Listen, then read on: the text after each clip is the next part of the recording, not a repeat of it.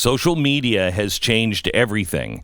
It's very, very clear. Depending on the algorithm, it shows you what news you're getting. And if you're not seeing the other side, if you're not seeing anything positive about Donald Trump, you would believe that he's just out of control. I've talked to people recently that had no idea that he's done anything positive. I mean, and not just because, well, I don't think the Middle East peace deal. They didn't even know about the Middle East peace deal. Did you also see the protest the other day where the Biden supporter came up to the Trump supporters and they started talking about race and they got involved in that discussion, and one of them said, if he's not a racist, why did he say that if you don't vote for me, you ain't black? And the Biden supporter said, he never said that.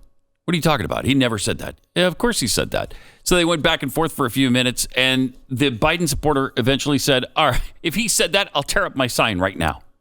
So they go to their phone, they find it on Google, they play it for him, and he walked off dejected.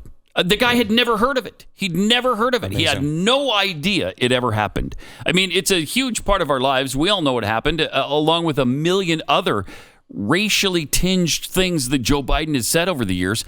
They don't know about any of that stuff. No, they don't. It's amazing. Yeah. We had Maggie Haberman. You guys know who she is, right? She's one of the lead White House reporters for the New York Times, and she's also very, very anti-Trump. Like, does not like Trump at all. Works for the New York Times? Right. I mean, surprising. All these big scoops come from Maggie Haberman. She has lots of connections inside the White House and throughout Washington. And so she, though, was very early on the New York Post story yesterday, tweeting about it critically, saying like, "Oh, this doesn't add up," and all this criticism about it. And she tweeted a link to the story.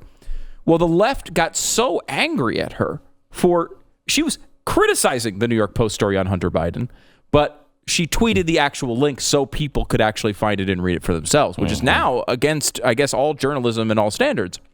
And so I'm going through all the the responses to it, and the left is going crazy. And I realized that they have a nickname for Maggie Haberman, which is MAGA Haberman. The left sees her as so pro-Trump that is actually what they believe. Oh my gosh. Which is impossible. Wow. By any normal human standard to understand. She's nowhere near pro-Trump. They've had a couple of interviews where they've been mildly polite to each other, which seems to be the extent of the evidence that she's pro-MAGA. But like, think of the separation of worlds there. Yeah. There are people who are all lining up and go, yeah, Maggie Haberman, she's so pro-Trump. Like, what are you talking about? That's literally insane. Wow. But that is the reality of this world where we're looking at, people in Twitter, they never see anything critical ever about Joe Biden. We can't avoid it as conservatives. That's the chasm between us, isn't it? Yeah. It's a chasm. So imagine if the situation was reversed, and I hate doing this, but I just want to make this one point. It's not they always treat us unfairly. Imagine if the situation was reversed and we were in control of social media and everything else, and the left came out about Donald Trump and the Steele dossier, and it's real. It's real. Okay, because this Biden story is real. Would you honestly, if it was real and there was evidence that Donald Trump did those things, would you still support him? No. I mean, I would have been for getting rid of him 2 years ago, so you had somebody else that could have run and made the case.